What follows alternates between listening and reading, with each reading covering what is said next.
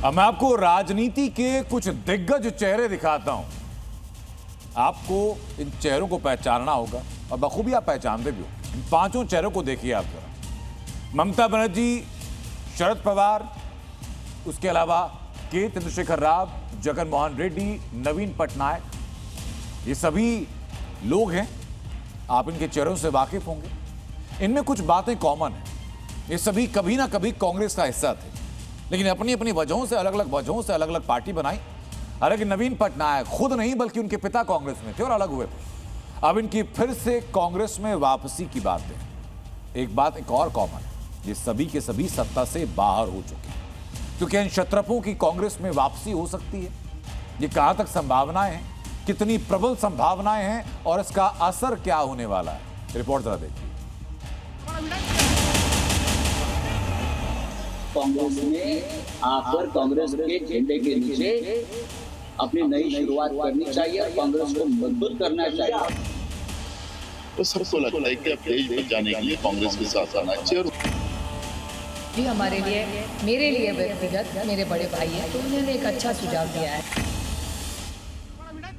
मुद्दा है कांग्रेस छोड़कर नई पार्टियों की घर वापसी, यानी कांग्रेस में विलय। क्यों, कैसे, कब, सब कुछ बताएंगे, लेकिन पहले एक तस्वीर को समझिए। वैसे ही तस्वीर आपने पहले भी देखी होगी। जिस लम्हे की ये तस्वीर है, उस वक्त तक ममता बनर्जी तमाम दुश्वारियों से घिर चुकी थी। वो पश्चिम बंगाल की पूर्व मुख्यमंत्री हो चुकी थी। ममता खुद की अपनी सीट हार चुकी थी, यानी 15 साल तक बंगाल पर एक छत्र राज करने वाली ममता कह सकते हैं कि पैदल हो चुकी थी। दीदी को घेर चुके राजनीतिक बवंडर के उसी दौर में आई इस तस्वीर को फिर से देखिए। इस गले मिलने में एक सामान्य से बढ़कर कुछ तो बात है। दीदी के चेहरे पर एक एहसास का भाव है, अपनेपन का भाव है। ऐसा राजनीति में अक्सर होता नहीं है। तब टीएमसी या किसी और पार्टी की कांग्रेस में विलय पर कोई अटकलबाजी शुरू नहीं हुई थी, लेकिन ममता दीदी के चेहरे का ये भाव बता रहा था कि कांग्रेस का ये कंधा बुरे वक्त में उन्हें कैसे उम्मीद दे रहा है। दीदी के चेहरे के इस भाव के पीछे जो छुपा था वो अब सामने है। राहुल के साथ कुछ लंबी बैठकों के बाद अब विलय की चर्चा सरगर्म है। टीएमसी ही नहीं, एनसीपी की भी। ये समय है कि कांग्रेस पार्टी से जो फैक्शन बाहर निकले थे, नेता बाहर निकले थे और उसने अपने अपने दल खड़े किए, अपनी नई शुरुआत करनी चाहिए और कांग्रेस को मजबूत करना चाहिए। पुष्टि इसलिए भी होती दिखती है कि सुप्रिया सुले संजय राउत की सलाह को हाथों हाथ लेती हैं।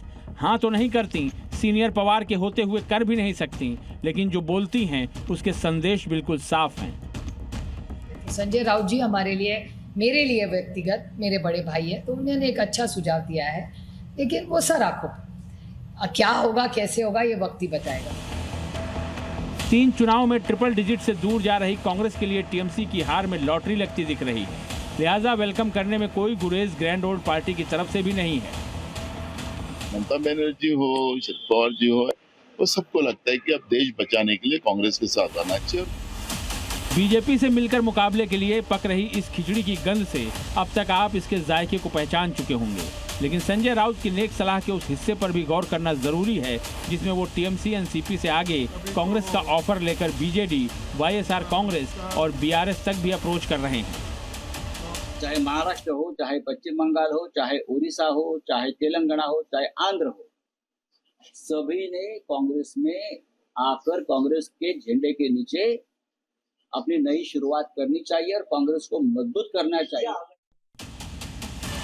तो राउत साहब की सलाह तेलंगाना, आंध्र प्रदेश और उड़ीसा के लिए भी है, यानी 5 दल जो कभी कांग्रेस का हिस्सा थे लेकिन अलग अलग वजहों से जुदा हो गए। ऐसे में ये जानना भी जरूरी है कि इन 5 दलों ने कब, क्यों और किन परिस्थितियों में कांग्रेस का दामन छोड़ा था। ममता बनर्जी कांग्रेस वामपंथी दलों में सहयोग के खिलाफ 1998 में पार्टी से अलग हो गईं और अपनी टीएमसी बना ली। शरद पवार पार्टी नेतृत्व से मतभेद और सोनिया के विदेशी मूल के मुद्दे पर 1999 में अलग हो गए।